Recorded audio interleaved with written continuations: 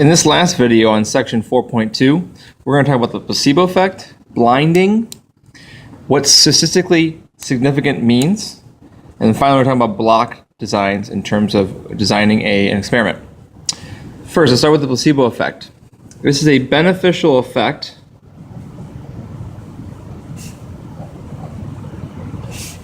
that can't be attributed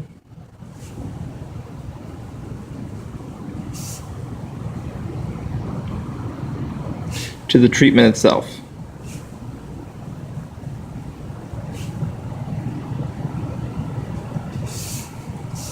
So this is really just due to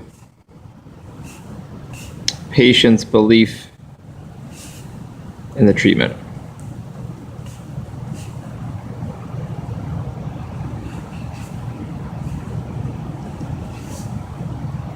Or doctor, depending on the situation. And this is a big issue with confounding. If you have some kind of benefit due to some non-treatment, that's going to sway your numbers. You know, maybe the effect doesn't seem as big because you have a lot of placebo effect happening with the placebo pill, for example, in a medical experiment. This is going to confound your results quite a bit. And you got to do your best to control for that. Blinding and double blinding. If you're doing a blind experiment or a single blind, there's really two options here.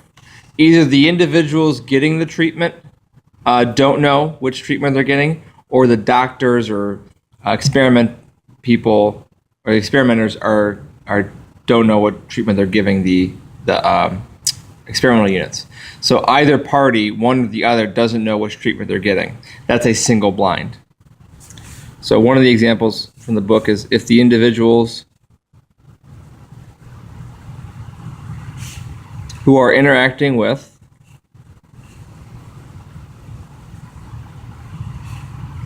the subjects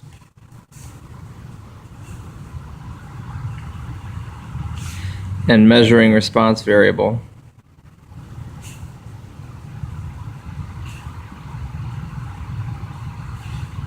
don't know what treatment or don't know who is getting what treatment.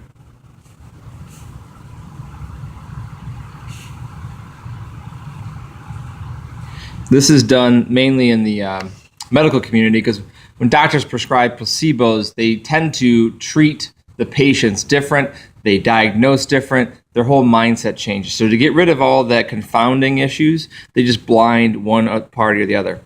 The other type is double blind. So essentially you're blinding both the person who's giving the treatment and the person who's receiving the treatment. Neither person knows which treatment they're receiving. So to shorten this up, neither the subject nor the person interacting with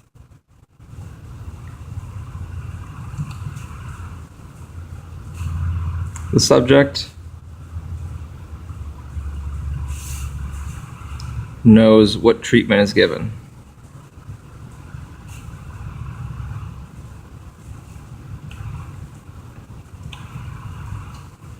And again, it's just to prevent that effect, that confounding effect from the doctors or patients. All right, you can be able to interpret the meaning of statistically significant in the context of an experiment. You can describe a randomized block design or matched pairs design for an experiment. The last two are just designs for an experiment. The first one, the phrase statistically significant, means an observed effect. So it's observable, so large that it would rarely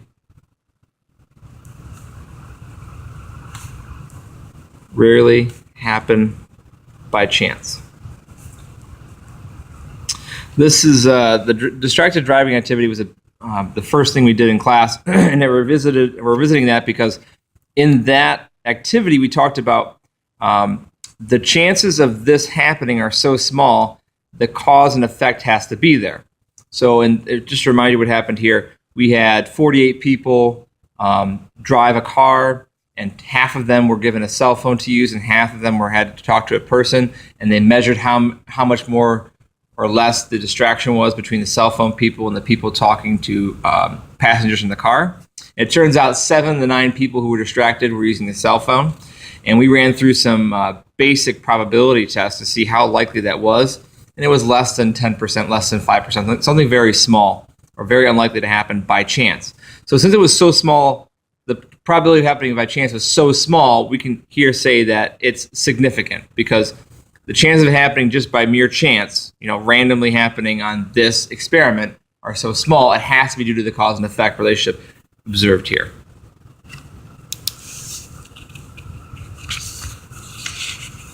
So there's going to be variations due to splitting people into treatment groups.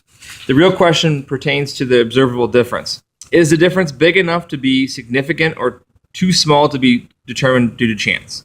So we'll go more over that later in the class, ask what the actual number has to be statistically significant. All right, here's an example of kind of our introduction to the discussion about blocking and randomized block design. So a new company has introduced a camera app. They want to know if this app will increase smartphone usage. They are going to sample a group of people that show up at parent-teacher conferences at a local school. They will be using every person that shows up to conferences. What sort of issues do you see arising from this experiment in relation to the group of people sampled? So we're sampling here everyone that shows up to parent-teacher conferences. It's a convenient sample because we're showing up to one spot and we're taking everybody that's there.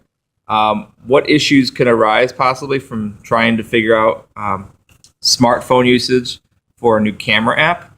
Try and think about the types of people that would use a camera app to increase their smartphone usage. It'd be young people. What percent of young people actually show up to conferences? It's not every single young person with a parent. There's a minority of kids that show up to conferences with their parent, at least at our conferences. So some of the issues, does it accurately represent the population, number one? Do you have a good enough mixture of the population around you? That's the first question you should ask. Does it accurately represent the population?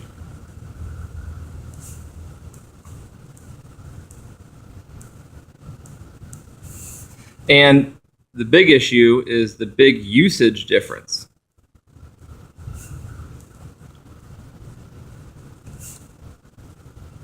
Between teenagers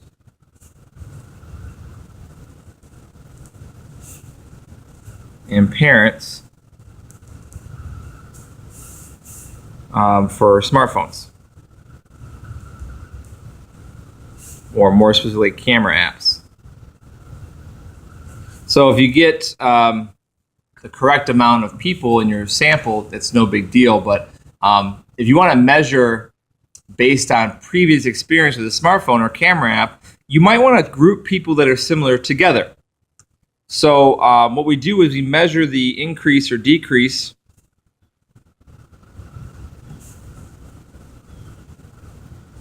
in each group by blocking.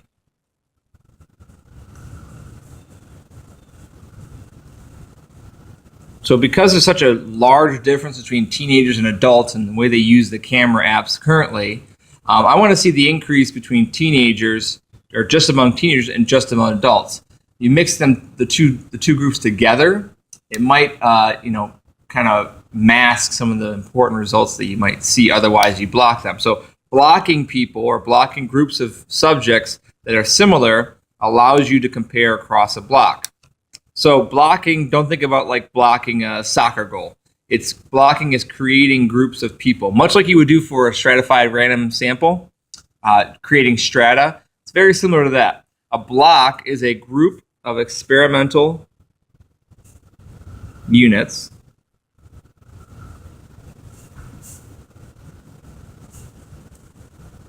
that are known before the experiment. They are known before the experiment. And this is important because unlike random assignment, where you randomly assign people into 2 or more different treatments, a block, you previously know before you start the experiment who is together. You don't randomly assign blocks. You do blocks by your own decision-making process about who is similar or what is similar. So known before the experiment to be similar in some way that is expected to affect the response to the treatment or treatments.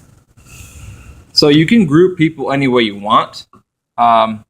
What's the most appropriate is if it's going to affect the response variable. So you're not going to go to parent-teacher conferences and, for example, group people by hair length. Hair length has zero to do with camera app usage. You're going to want to group people that you know for sure use camera apps or smartphones more often than other people. That would most likely be teenagers and adults. So you want to make sure that your group is similar in a way to affect the response of the treatments and not just any random way. Randomized block design is an improvement upon completely randomized design.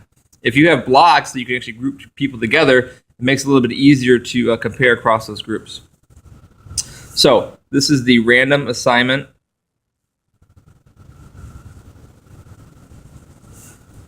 of experimental units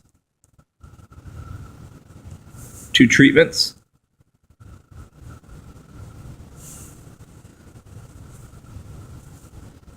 And is carried out separately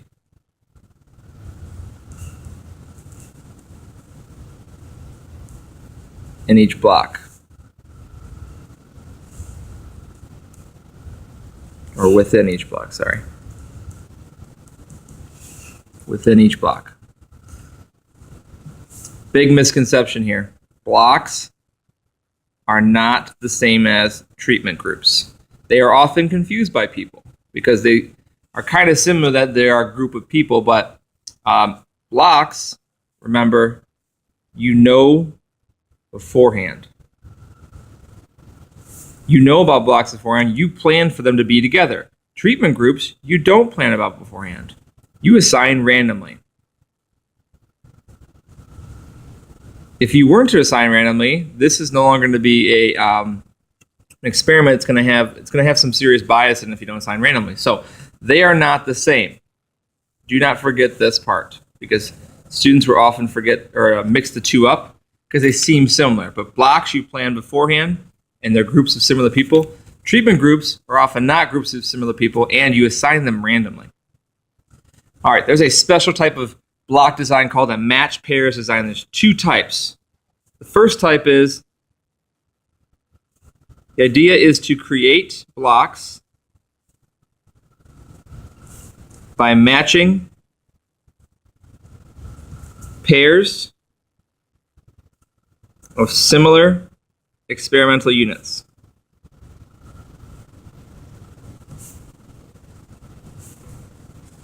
Then use chance to decide which member of a pair gets the first treatment.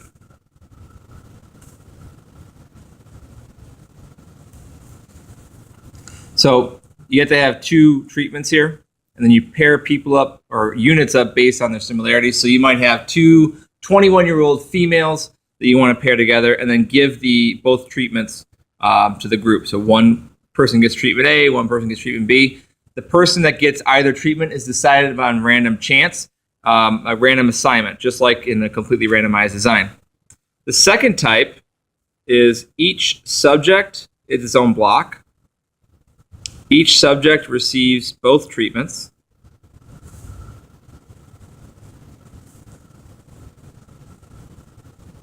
In random order. So they're a block of themselves. Okay, you would get treatment A and then B, or you would get treatment B then A. That order is decided by a random assignment. Both of these are different types of match pairs designs, especially of a block design. These are preferred over a randomized block design because they're more specified. You can compare the order in which treatments happen to see if there's a difference or not. But this only really works if you have 2 treatments. If you have more than 2 treatments, you really can't use the matched pairs design. If you don't have pairs of people to put together, you can't do that first option either. So all this is done to prevent confounding. You try your best to identify the real significance here. Is there the big measurable change? Is the result statistically significant?